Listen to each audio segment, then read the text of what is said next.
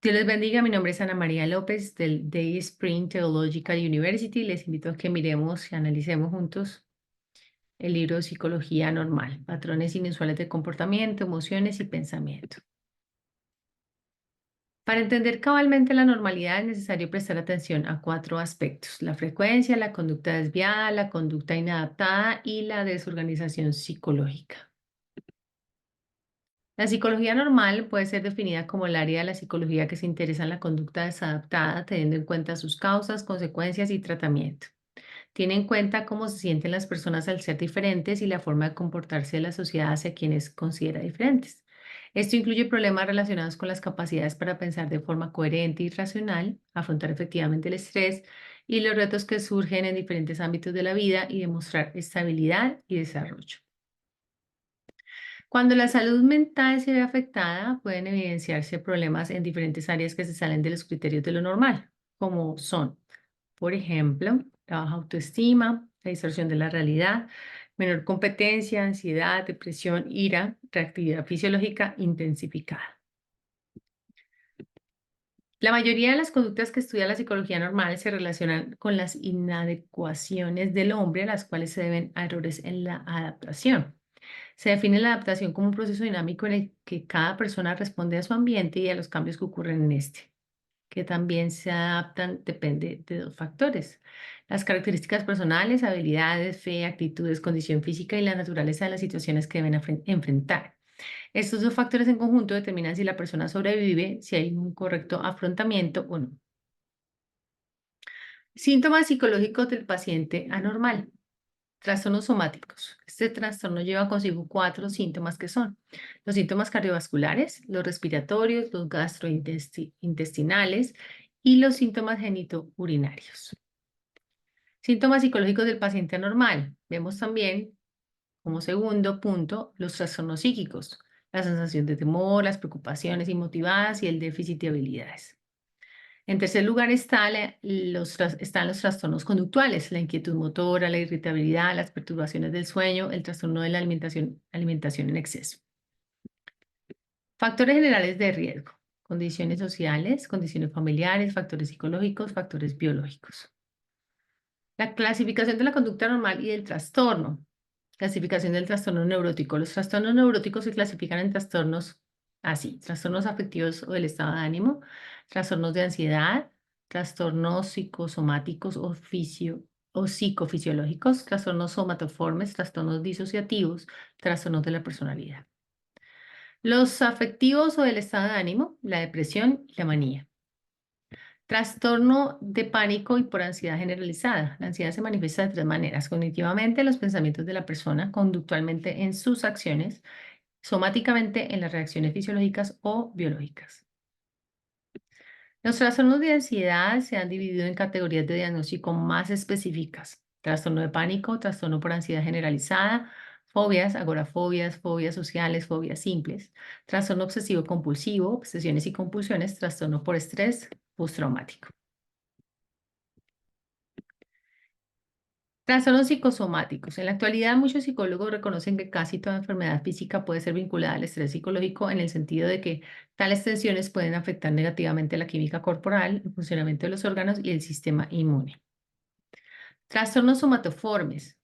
Por somatización, caracterizado por quejas físicas múltiples y un inicio temprano de la condición. De conversión, caracterizado por la pérdida o alteración del funcionamiento físico. De dolor somatoforme o cicalgia, en la que el dolor es la queja principal. La hipocondría, caracterizada por el temor a una enfermedad corporal y quejas acerca de esta. Trastorno desmórfico, caracterizado por preocupación de un defecto imaginado en un individuo de apariencia normal. Trastornos disociativos, amnesia y fuga psicógenas. Trastorno de despersonalización y de personalidad múltiple. Cada uno de estos implica alguna clase de disociación o separación de una parte de la conciencia, memoria o identidad de la persona. Trastornos de personalidad y del control de los impulsos. El DSM-4 enlista 10 trastornos de personalidad específicos y los reúne en 3 grupos, dependiendo de si pueden ser caracterizados por conductas raras o excéntricas, conductas dramáticas, emocionales o erráticas, Conductas ansiosas o temerosas. Los trastornos de la personalidad son formas duraderas, inflexibles y desadaptadas de pensar y comportarse, tan exageradas y rígidas que pueden provocar grave estrés interno o conflictos con otras personas. Trastornos caracterizados por conductas raras o excéntricas. Tres trastornos de la personalidad. Trastorno paranoide de la personalidad, trastorno esquizoide de la personalidad y trastorno esquizotípico de la personalidad. Problemas humanos. El Salmo 139:14 dice, te alabaré por el maravilloso modo en que me hiciste, qué admirables son tus obras, del todo conoces tú mi alma. Recientes investigaciones médicas indican que estamos rumbo a un mayor entendimiento del cuerpo humano. Por consiguiente, todo pastor, psicólogo o consejero debe considerar seriamente las posibles causas fisiológicas de los problemas y, cuando sea apropiado, enviar a los afectados a los doctores en medicina. Aspectos emocionales de los problemas. Muchos individuos prefieren pensar únicamente en las causas fisiológicas de sus problemas. Están dispuestos a considerar las causas emocionales una vez que aprenden que no hay base fisiológica para sus síntomas. El Salmo 23:3 dice que nuestro buen pastor restaura nuestra alma. Aunque muchas enfermedades mentales son causadas directamente por anormalidades del cerebro, muchas otras provienen de almas que necesitan restauración. La falta de perdón, en 2 Corintios 10 y 11. La amargura, lo vemos en Hebreos 12:15. El miedo y la ansiedad, Filipenses 4:6 y 7. Y la baja autoestima pueden paralizar nuestras almas. No debemos juzgar la causa específica de las enfermedades mentales de los demás, sino que debemos orar por ellos y ofrecerles apoyo. Lo vemos en Santiago 5:14. No podemos asumir que una enfermedad mental es el resultado del pecado o de la influencia demoníaca. Sin embargo, no debemos ignorar esas posibilidades cuando tratemos de ayudar a alguien o cuando busquemos ayuda nosotros mismos. Jesús como paradigma de psicología normal. Frente a las más dramáticas situaciones, demostró Jesús ser el maestro de maestros de la escuela de la vida. Los sufrimientos, en lugar de abatirlo, expandían su sabiduría. Las pérdidas, en lugar de destruirlo, refinaron su arte de pensar. Las frustraciones, en lugar de desanimarlo, renovaron sus fuerzas. La madurez de Cristo es reflejada en los momentos difíciles. Y a eso nos referimos cuando decimos Jesús como paradigma de psicología normal. Él tenía una estructura emocional sólida. Muchas personas son infelices, aunque tengan excelentes motivos para ser alegres. Otras, en lugar de superar las pérdidas que tuvieron en la vida, se vuelven rehenes del pasado, del miedo, de la inseguridad, de la hipersensibilidad, se ponen como víctimas desprovistas de privilegios, nunca consiguen construir un oasis en los desiertos que atraviesan y quizá no han aprendido a ver que Jesús forjó una trayectoria emocional contraria a esto. La ansiedad vital y la ansiedad enfermiza. La ansiedad vital estimula la creatividad. Cuando Jesús comentó, ¿cuánto he deseado comer con vosotros esta Pascua? Lo vemos en Lucas 22:15. Era una ansiedad normal, fruto de una expectativa de ver cumplido el deseo de su corazón. La ansiedad solo se vuelve patológica o enfermiza cuando perjudica al desempeño intelectual e impide la libertad emocional. La ansiedad como enfermedad y como síntoma de depresión. Las personas ansiosas casi siempre presentan distintos grados de hipersensibilidad emocional. Por ser hipersensibles, cualquier problema o contrariedad provoca un impacto estresante importante, produciendo un humor inestable y fluctuante. Crisis de pánico. El síndrome del pánico es la enfermedad ansiosa que más sufrimientos produce en la psiquiatría. Ataca a personas de todos los niveles sociales. El perfil psicológico de los que tienen tendencia a desarrollar el síndrome de pánico se caracteriza por hipersensibilidad emocional, preocupaciones excesivas por el propio cuerpo, supervaloración de enfermedades, exceso de introspección, dificultad en lidiar con dolores y frustraciones, hiperproducción de pensamientos anticipatorios.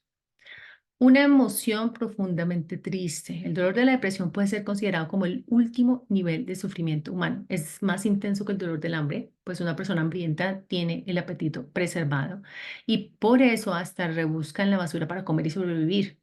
Mientras que algunas personas deprimidas pueden no tener apetito ni deseo de seguir viviendo, aunque tengan por delante una mesa llena. Solo comprende el dolor de la depresión quien ya pasó por ella. Psicopatología en personajes bíblicos. Vemos el caso de Saúl, su historia está plagada de síntomas comunes a enfermedades mentales como la depresión, el trastorno bipolar o la esquizofrenia. El caso de Nabucodonosor, el rey padecía una condición mental conocida como boantropía, lo que explicaría su comportamiento extraño como se describe en el libro de Daniel. El caso de la mujer samaritana, esta mujer parece sufrir alguna enfermedad mental. Su historia refleja síntomas comunes en personas que luchan contra el trastorno de estrés postraumático o el trastorno límite de la personalidad, experiencias de confusión, problemas de abandono, dificultad para formar y mantener relaciones saludables y comportamientos impulsivos como la promiscuidad. Psicopatología en la iglesia, el abuso como rasgo psicopatológico en la iglesia. Los líderes con personalidad psicótica miran con desdén, ponen en tela de juicio la espiritualidad del creyente que opina distinto, por el simple hecho de pensar distinto. No hacemos referencia a pensamientos errados acerca de doctrina, sino a cuestiones de forma, más no de fondo.